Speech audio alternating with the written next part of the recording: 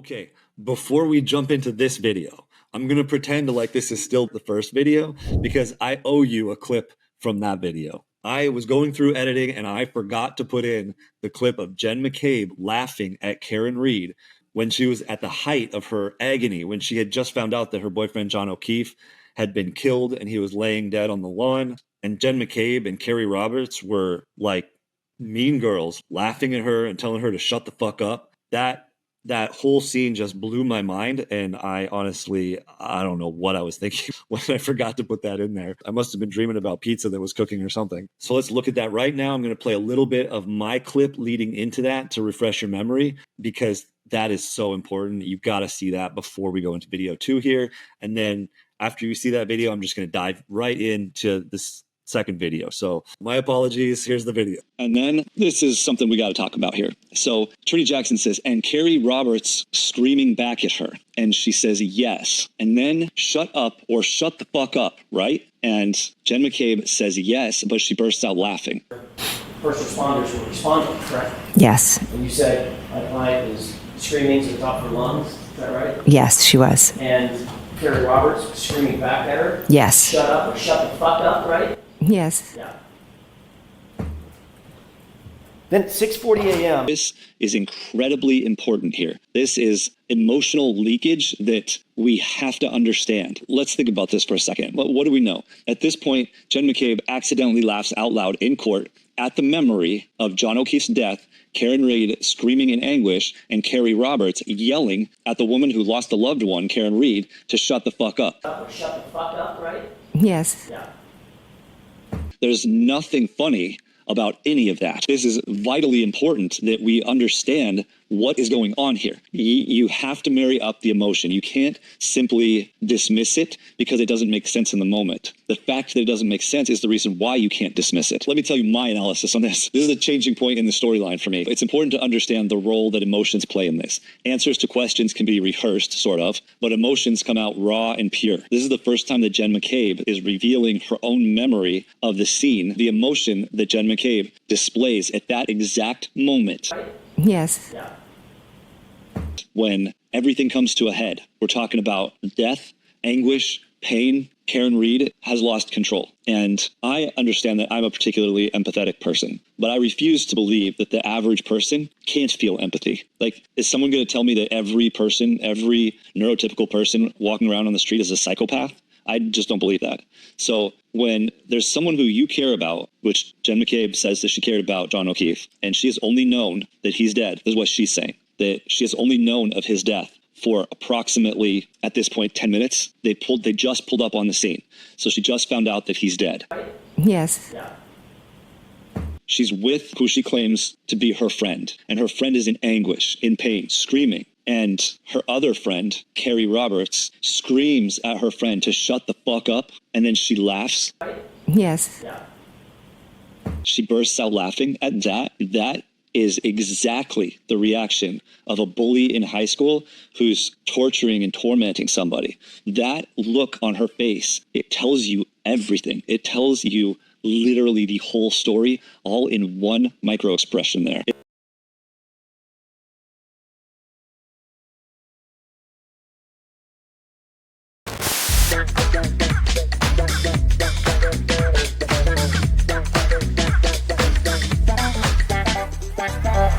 It's the third time this witness has described the missing pieces of taillight, exact same words, exact same details. Why such precision in her language? Because rehearsed stories are easier to keep straight, especially when they're not true. Today on Truth Revealed, I'll show you exactly how repetition and excessive detail reveal deception, and teach you how to spot this subtle yet powerful indicator in your own interactions. Now let's get caught up regarding what we're looking at today. It was a dark and snowy January night in 2022. Just kidding. Boston police officer John O'Keefe was found dead, bloody and frozen to death on the front lawn of fellow police officer Brian Albert's home. O'Keefe's girlfriend, Karen Reed, was almost immediately charged with his murder, accused of striking him with her SUV and leaving him to die. Karen Reed's first trial ended in a hung jury. Today, we will analyze my part two, day 7 after lunch of Jennifer McCabe's witness testimony. McCabe, a friend to both O'Keefe and Reed, helped find O'Keefe's body early that morning. McCabe claims she heard Reed scream, "I hit him, I hit him," but her story has come under fire. Across both trials, McCabe's account has shown inconsistencies.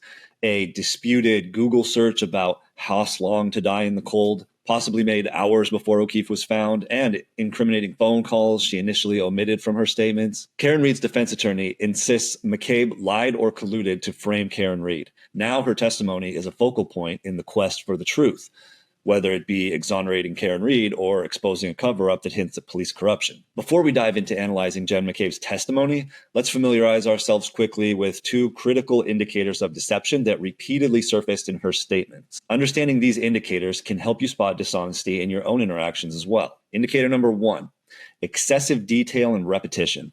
While these are two separate indicators, we often see these paired together.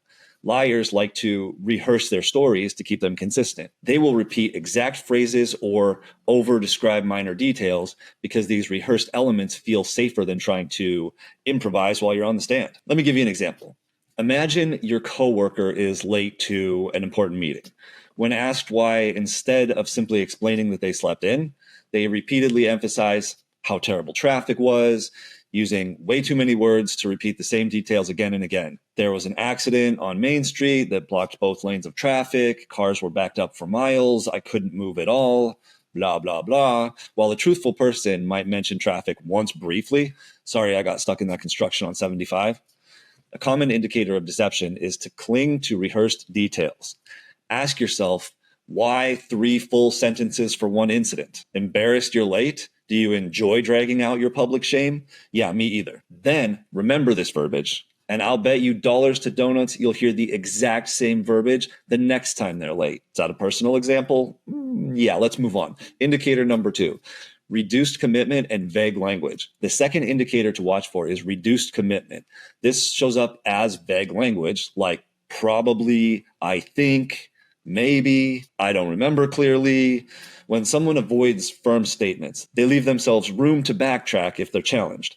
This becomes wildly amplified when the stakes are high, like let's say you're on the witness stand in a murder trial and could face perjury charges, or your significant other is staring you in the face. Think about asking your teenager if they finished their homework.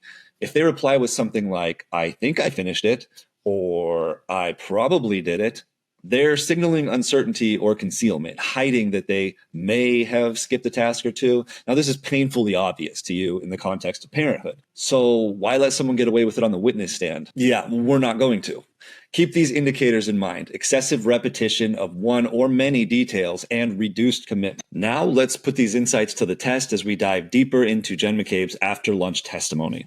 Welcome back to Truth Revealed, where we don't just listen, we analyze. I'm Sergio Denaro, and as always, remember that Attorney Jackson's questions are in red and Jen McCabe's answers are crazy as fuck. Let's dive in. All right, I'm ready to go. Got my glasses on so I can see the screen here. Got my coffee. Let's do this. So you saw that SUV for the final time at 12:45, correct? It was up past the flagpole at that point. Now remember, I've bolded parts of the question that are going to trigger Jen McCabe's memory here. Jen McCabe says, can't be sure of a specific time. All right, we have a missing I here. I can't be sure of a specific time. This is what you're supposed to say. Remember, the formula for a truthful answer is I plus past tense plus active voice. Now, that formula doesn't guarantee that the answer is truthful, but it's not going to be truthful if it doesn't use that formula. And usually it is truthful if it uses that formula, and there's no other indicators. We also have the word specific here. Specific is overly specific, because when somebody is lying, the one thing they can't do is misrepresent reality 100%, which means they have to change some detail in their mind. They have to change something. When a person becomes overly specific, it's like exactly the same as becoming overly generic. When they become overly specific, it means in their mind, they're addressing something slightly different than what they know that you're thinking that they're saying. So when she says, can't be sure of a specific time, she's not saying 12:45. She's not even saying 12:45 and 13 seconds. She could be saying 12:45, 13 seconds and 52 milliseconds. Like, you don't know how specific she's getting. And so that allows her to actually misrepresent reality by saying it wrong. All right, so we'll move on to the next question. You indicated in a prior hearing that you did see it for the last time at 12:45. And you know that because of a text message that you sent at 12:45. Is that right? Now, we do not follow the rules of the court. So just because the first trial was the first trial, that doesn't mean we're not going to use information from the first trial. So if it's real, then it applies here. And if we've seen it before, especially if it's Jen McCabe's own verbiage, then we're absolutely going to use that to determine if she's being deceptive or not. So it's unfortunate the jurors can't do that, but we can, and we will. So she says, I did send a text message at 12:45. That is correct. So that she didn't answer the question. Sounds like she did, but what was the question? Did you see it for the last time at 12:45? Did you see it? And she says, I did send a text message at 12:45. That is correct. And so she completely disregards the question. No answer equals deception. Not answering the question is one of the very few things that is 100% deception. It is a full lie. You know with certainty when that happens that what the accusation, insinuation, what the implication of the question is true. Whatever that is true. If you're not answering the question, obviously the question's problematic for you. So we'll move on to the next one. Miss McCabe, you stated, and I quote, this is her answer, so I think my husband and I were talking just like about what they were doing. And then I sat back down. And then at one point, I think I said hello. And then I said at 12:42, where are you? And then I don't know if that's my last text or if I did one more. Yeah, 12:45, hello, because they were still there. And now Attorney Jackson is repeating what he asked her back then. And he says, so the dark SUV was still outside the house at 12:45. And Jen McCabe's answer back in the first trial was at 12:45. Now Attorney Jackson's asking her on the stand now, do you remember that question and answer call with me back in June of 2023?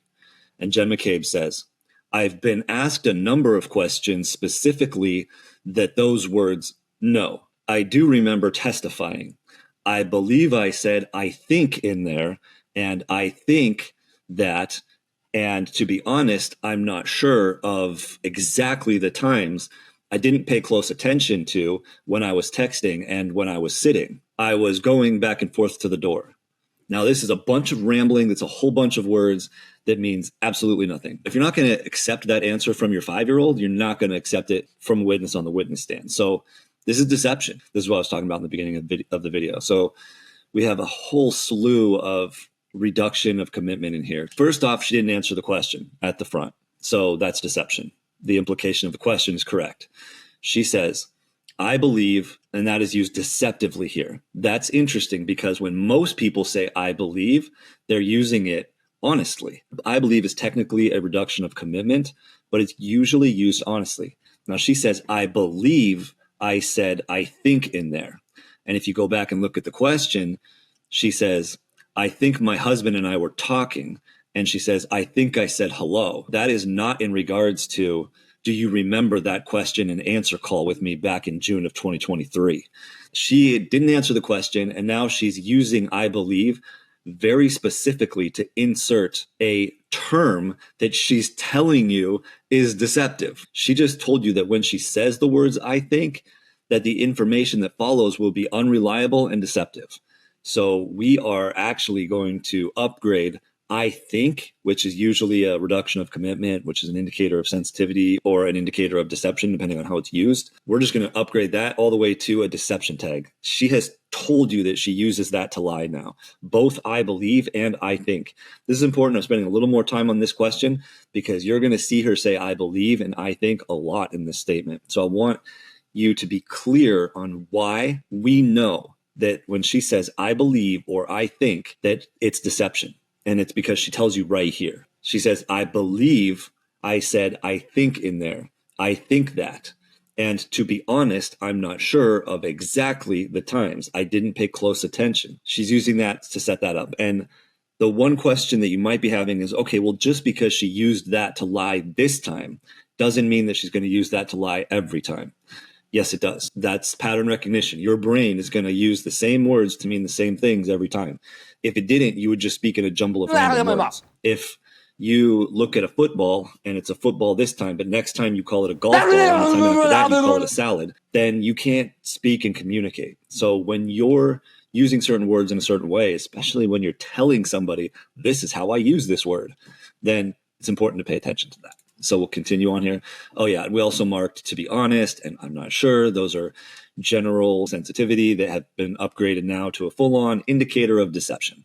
Sometimes when somebody says, I'm not sure, just once in their statement, that could be an indication of sensitivity, may not be deception, but she uses it so deceptively here. That's a hard indicator of deception. Now, as we go through this, I'm telling you this because I've already been through the entire statement. When I do this the first time, I'm looking at all these, I'm taking notes. Okay, she's using that extremely deceptively here. How does she use it next time? Next time, it's even more deceptive, and then it's even more deceptive. So I see that pattern. It's what I'm expecting, but I have verified that pattern through this statement. All right, next question. But in June of 2023, at a hearing under oath, you did say that it was at 12:45 that you last saw the vehicle. This is getting old, this line of questioning. She says, I believe, I said, I think. I believe the word I think is in there. Well, now she just doubled down on this. We know it's not in there because he just read the transcript. So now she has just more clearly articulated the way that she uses these words. And then she also says, I believe, which is, I is usually an indicator of sensitivity, but because she is so deceptive in this answer, we're just going to upgrade that to a deception tag. A lot of people will stumble and say, I, while they're thinking, if something is maybe a little embarrassing or it's complicated to explain. However, they will do that every time. It's their pattern. It's their baseline. Jen McCabe's baseline is when she says, it's deceptive. Moving right along here. He made her read the transcript. Does that refresh your recollection, Ms. McCabe, to what you said in June of 2023 about seeing the SUV at that location at 12:45? I see what I read. Sorry. I saw what I just read. I don't remember my exact words of every testimony, but I did just read that, yes. And in fact, what you said back in June of... And she says, this is after she read the transcript. She says, I see what I read it. Sorry. I saw what I just read. I don't remember my exact words of every testimony, but I did just read that. Yes. Okay. So we have the I stumbling again, which now we know is deception. We have the answer at the end of the statement, which we know is deception. She stumbles on tense here. She says, I see what I read it. Sorry, I saw what I just read. So that's like saying, I went to the movies, I went out to dinner, and then I came home. She actually goes back and changes it, which is even worse because that tells you that she realized that in being deceptive, she used the wrong tense, and then she went back and changed it. We just have a ton of deception in here. Now, she does say, I don't remember in here. She says, I don't remember my exact words. I don't remember is an indicator of sensitivity. It can be an indicator of deception, or it can be used truthfully. Most people, if they're trying to remember something, they're going to say, I can't remember. So I don't remember is an indicator of sensitivity there, but it depends on how they use it. Now, she says, I don't remember my exact words. So I don't remember is actually used truthfully here because the lie is exact words. Remember, that's her deception baseline, is to be overly specific or to use a lot of reduction of commitment. And so she says, I don't remember, which is truthful, my exact words. Well, okay, nobody ever remembers their exact words. So my exact words of every testimony is overly specific. And then she answers at the end, which is deception. So again, she's just being deceptive over and over and over about this question. What does that tell us? That this is incredibly sensitive. Actually, it's incriminating is what it tells us. All right.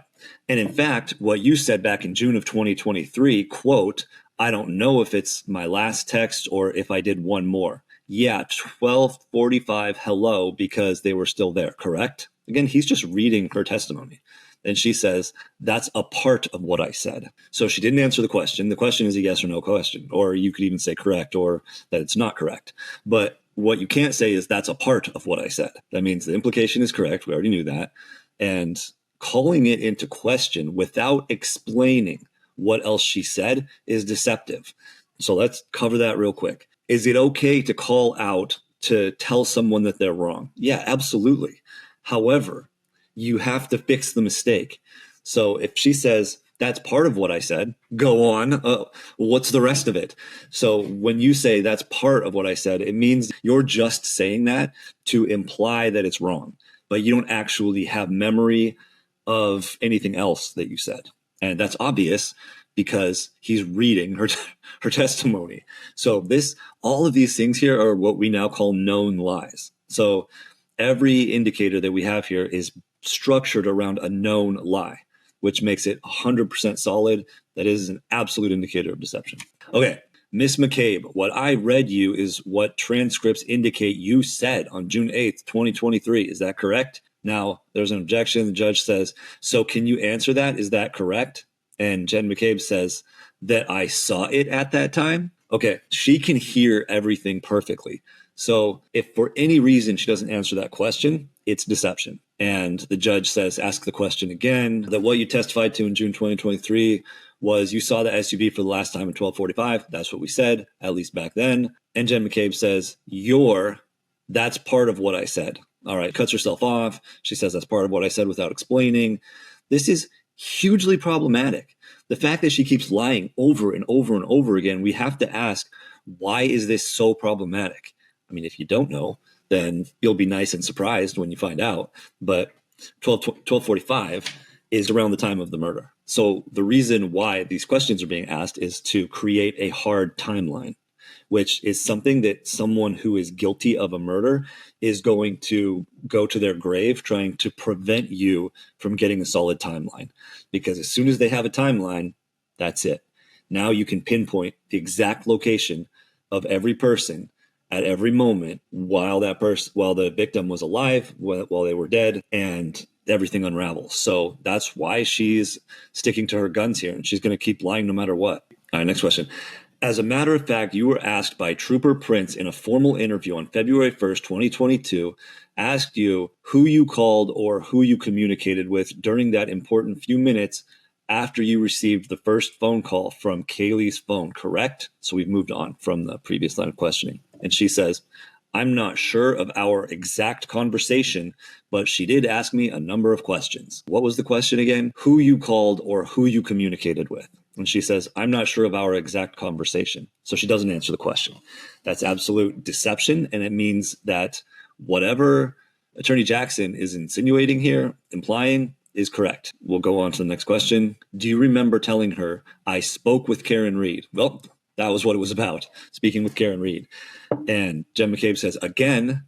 Okay, so she doesn't answer the question. She says again, which is an immediate reference to a deceptive answer from before. Any reference to a deceptive answer before is deception in this answer. So again, I answered whatever question she asked me. So if she asked, I did speak with Karen Reed that morning, correct. What she's doing is calling into question any transcripts or any evidence that makes reference to Jen McCabe talking to Karen Reed that morning. On the flip side of trying to call into question everything that happens on the timeline, the other side of that is trying to call into question all of the course of events. Because if you can't marry up the timeline with the course of events, you can't figure out who did what. So because of this very strong deception in here, we actually already know her motive as well. We can't just ignore that. We know what she's doing and we know why she's doing it. So let's keep going and see what else happens here. Okay, Ms. McCabe, my question is, did you tell Trooper Prince 3 days after the fact, I spoke with Karen Reed, yes or no? And she says, if you have a report, I don't remember the specifics. I met with many police officers. So she doesn't answer the question. There's other indicators in here. I don't remember. She says the specifics. All I do is continue to notate that when we have a known lie, she's using these phrases, which will come into play a little bit later. Okay, next question. Would it refresh your recollection to take a look at your report? And Jen McCabe says, I'd take a look at it. Yes, thank you. Okay, this is something that I don't talk about a lot, but is it possible to have deception in a statement that is technically truthful? And the answer to that is obviously yes. We like to think that everything is black and white, that everything has a direct correlation. This word means deception. This word means truth. However, there's a middleman in there. That middleman is your brain. So what I actually do is I'm looking at, we have these words or this verbiage. What is your brain's interaction with those words and verbiage? Because there's a middle step in there, that will help to make sense with things like this. So we have indicators of deception. We have I, and we have yes at the end of the question. Two indicators of deception. So the question is, would it refresh your recollection to take a look at your report? Now, what you're thinking is, if she says yes at the end, and that's deceptive, that it means that it won't refresh her recollection, which isn't possible. But what she's actually telling you is that her recollection is not the problem. It's not going to change her answers, is what she's telling you. She is deceptive. She already knows that she's deceptive, and her looking at that report is not going to change her answers. So the yes at the end should be a no, because it's not going to change anything. So hopefully that makes sense. If that doesn't make sense, leave comments in the end, ask those questions, and then when I'm on the live show with Crafty Thinking, I will answer whatever specific questions you have about that. All right, Miss McCabe, did that refresh your recollection as to what you told Trooper Prince? All right, so she's had time to review it now, and she says, I know what happened. Oh, well, that just reaffirms what we just looked at, doesn't it? She says, I know what happened. So that's an indicator of sensitivity there. That's an explanatory statement. I just answered the questions. Just is also problematic there. I just answered the questions. Could have been said more easily, so I answered the questions. And we have multiple indicators in here. So basically what we have is Jen McCabe just admitted that everything above was deception. She said, I know the answers. I didn't need to look at that. I know the answers. And she is referencing her previous deception, which is deception. I just answered the questions. And then a note here, Jen McCabe is desperate to not tie this line of questioning to herself. You told Trooper Prince that you had a conversation on Kaylee's phone with Miss Reed, correct? I mean, if I was a juror there, I would be losing my mind. Why do we have to keep listening to this? She is lying. We all know she's lying. However, I'm honestly not sure if the jurors know she's lying or not. So she says yes now, which is the truth. Oh my God. So after all of this lying, she just says yes, which now, obviously, those are known lies above. That you also called Julie Albert after you got off the phone with Miss Reed the first time, and she says yes. Okay. So this question, at some point you talked to Tom Beatty, correct? And she says, I never spoke with Tom. In this context, she's talking about a closed period of time. That's correct use of the word never, closed time period, and replaces the word no. She should have said no here. The most direct way of saying this, at some point you talked to Tom Beatty, correct? She should have said no, but she's actually replacing the word no with never, which is okay. That's a good way of using the word never, as long as the time is constrained and you're replacing the word no. Then if she would have said no, I never spoke, then that would be deceptive, because she wouldn't be replacing the word no, she'd be replacing the word didn't. So if she said no, I didn't speak with Tom, that would be truthful. If she says, no, I never spoke with Tom, that's deceptive. However, she says, I never spoke with Tom, and that's truthful, because she's replacing the word no, not the word didn't. I hope that makes sense. Makes sense in my head. All right, next question. I'm sorry, my mistake, I misspoke. You called Tom Beatty. All right, so now we get to verification that was the correct usage of the word never there. And she says, yes, I called Tom Beatty. And he says, did not get through to Tom Beatty. And she says, I didn't. No one answered. Yes. This is interesting. This is funny, actually, because she answers this truthfully. She says, I didn't, which is exactly how you're supposed to answer something truthfully. It's in the beginning. She says, I didn't. It's contracted. It's direct. And then she gives a little bit of explanation there, which is unnecessary, but she says, no one answered. What is kind of funny is then at the end, she says, yes. Now, what is this yes referencing? Because she already completely answered the question, and the yes contradicts the answer. I didn't. No one answered yes. So is she going back and agreeing with his question? That's possible. But because of Jen McCabe's personality, it seems to me that what she's actually doing is asking herself the question, is it okay to say this? Because she is so deceptive about every single question that anytime she's truthful, it's almost like she's searching her brain through her coaching to see if it's okay that she told the truth. And so I think that's funny. I don't know whether she's referencing the question or if she's actually asking herself, was it okay that I just said that? Yes. But we'll move on to the next one. What did you tell the grand jurors about who you called or who you attempted to communicate with in those first few minutes after the 4:53 a.m. call? And she says, I don't know exactly what I said on that day, but I know who I spoke to. Okay, well, the question was, what did you tell the grand jurors about who you called? That's called evasion. She did not answer the question. I don't know why she referenced the question, though. I like making fun of her because she's the worst liar I've ever seen, ever. I mean, she will literally reference the truth in her question. So she references the question. She says, I know who I spoke to. That's great. Why don't you answer the question then, which is who did you speak to? So look at the question. This is absolute deception. This information ties directly back to John O'Keefe's death. Why does that tie directly back? Because the question is so evasive. When you have such hard indicators of deception, those things directly tie back to guilt. I just wanted to point that out here. All right, so the question here is technically, it gets interrupted by the judge, but the question technically is, you said on that day you spoke to Karen Reed, correct? The day of the grand jury, that would be April 26, 2022. You spoke to Karen Reed. And Jen McCabe says, I don't have the paper in front of me, so I don't know my exact words. So the question is, you spoke to Karen Reed. That's a yes or no question. He didn't ask her what her exact words are.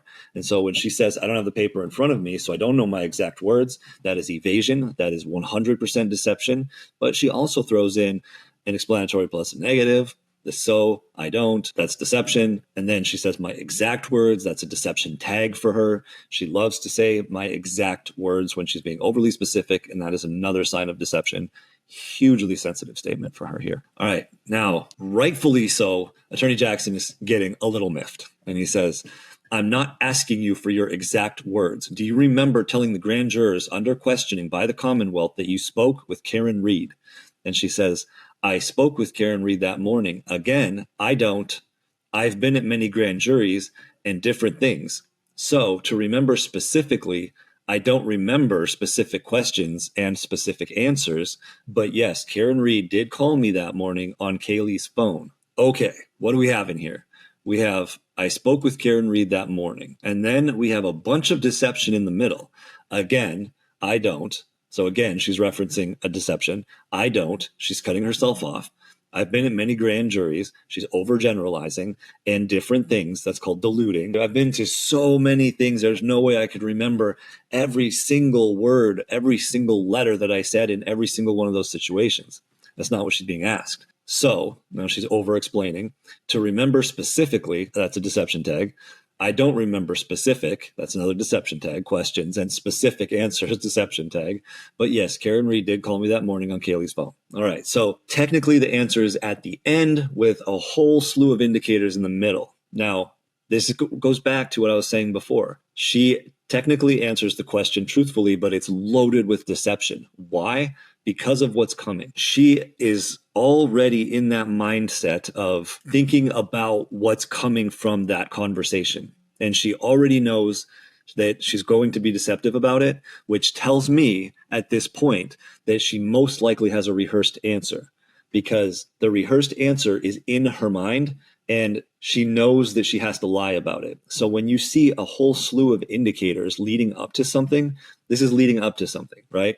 Do you remember telling the grand jurors that you spoke with Karen Reed? That's just a simple yes or no question. There's no reason to get all huffy about it. And so clearly what's weighing on Jen McCabe here is the content of the conversation, right? Not the fact that it happened. So it's just important to keep that in mind as you're seeing this deception, that is going to tie into what you're about to see. All right, so this question, what did you say to the grand jurors? You're saying you don't remember? Jen McCabe is making everything so confusing here that Attorney Jackson has to try to unconfuse the jury. So he's referencing whether or not she told the grand jury that she had talked to Karen Reed. And so she says, what question are you asking me? That's answering a question with a question. We're back to just straight up being deceptive here.